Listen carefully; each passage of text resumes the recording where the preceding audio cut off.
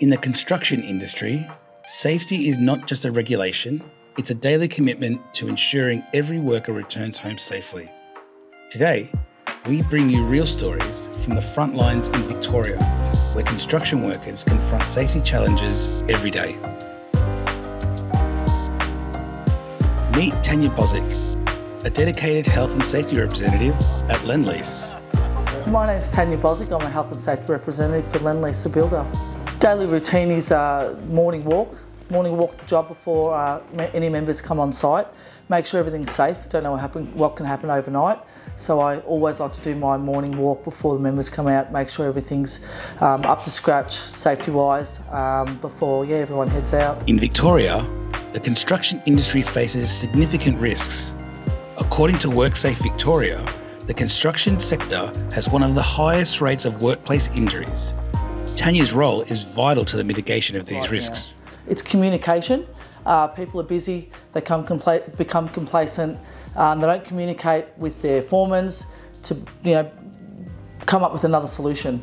And I think the more visible I am on site is a lot better, and it keeps their wits about them. But even safety officers aren't immune to the risk.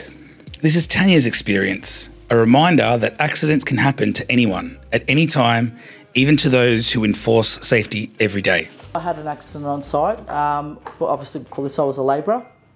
I'm always 100 miles per hour. None of that's really changed even after the accident.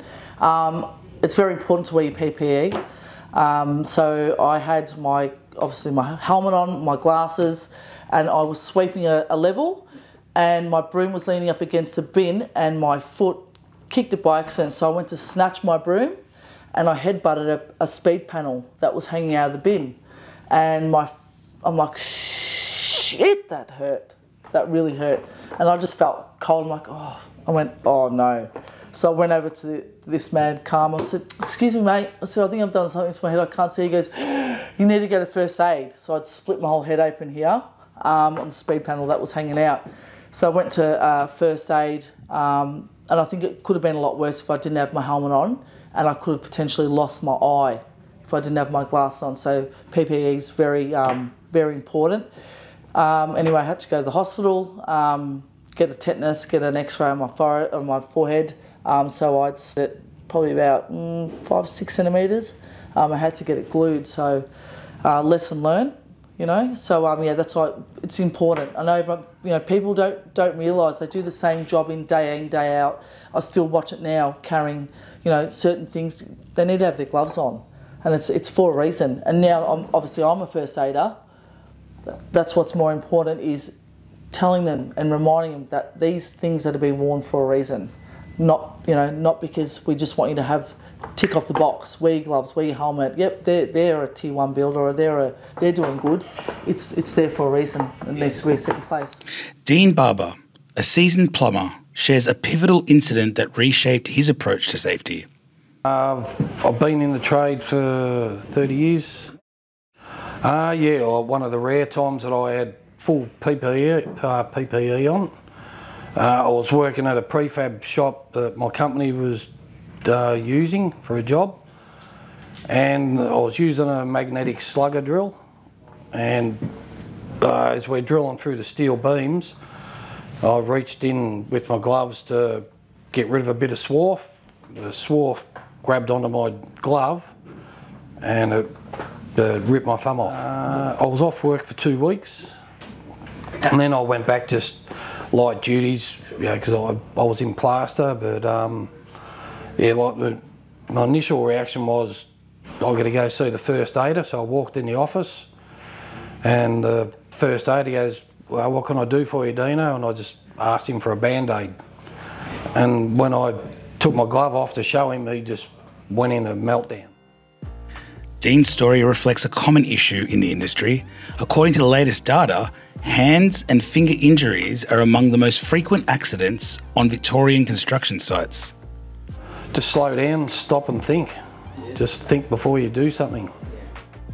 Adam Conroy has been working in construction for nearly 2 decades, facing daily hazards as a traffic controller. Well, traffic controllers, probably most people aren't aware that traffic controllers are the first ones on site and the last ones off site. So traffic controllers go out and they set up the job for the workers to come out and do their job.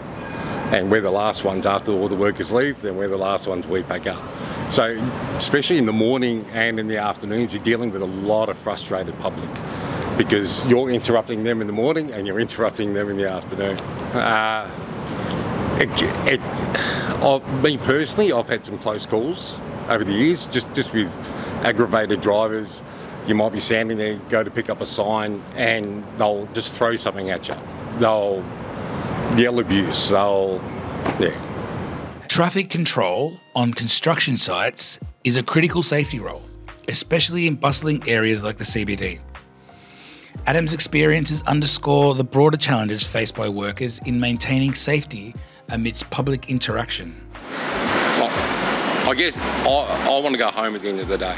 That's what I want to do. I want to go home and see my family. And every traffic controller, everyone does. Doesn't matter from what walk of life. But I think the look of traffic controllers, especially on the road, is just not significant. I think most people just see them as standing there getting paid for doing nothing. But unless you do the job yourself and you can feel that pressure, that tension around you from traffic, from the public, unless you experience it, you're not going to appreciate it. I've trained people in traffic and they haven't come back. They've gone, no, sorry, that's too risky for me, I'm out. So. Next we meet Alex Aitchen, a young dogman in the construction industry. Her experience is a sobering reminder of the dangers present even in routine tasks. Yeah, awesome. So my name is Alexandra Aitchen. I'm a young female in construction. Have been in construction for the last 3 years now, and currently a dogman. Yeah, so just a normal day in construction, I guess, and unloading a few trucks, and we had unloaded these nail pipes for the cut, and they just kind of split from the pallet and just rolled onto me before I'd pretty much been able to sling them up, and crushed me, and I ended up breaking my femur. Had a few minor injuries, and then got a metal rod in my leg. But it was just kind of, I guess, a freak accident, something that in my eyes couldn't really be prevented, just sort of a series of unfortunate events. Alex's story is not uncommon in the construction sector, where heavy materials and machinery pose constant risks. Her accident underscores the unpredictable nature of construction work and the critical need for vigilant safety practices. Yeah, I guess with workplace safety, definitely have a bit of a perception change. Like at first you kind of, I guess it's like anyone, you think you're like invincible. You don't think things are ever gonna really happen, or you think, you hear about them, it's not ever gonna happen to you, and then it does, and then you're kind of like, you're not invincible, shit does happen, and unfortunately, in this industry, that's an adversity that you face. We haven't got that. We're dealing with machines and metal, and unfortunately, you're never really going to win against that. You might think that you're strong enough, but... Safety is union business, but it's also everyone's business. Tanya, Alex, Dean and Adam's stories are just a few examples of why safety practices and awareness are crucial in construction. In Victoria, as in all parts of Australia, the goal is the same: to ensure that every worker returns home safely at the end of the day. The statistics speak for themselves. While the numbers have fluctuated, the risk remains significant. Every safety protocol, every piece of PPE, every training session counts.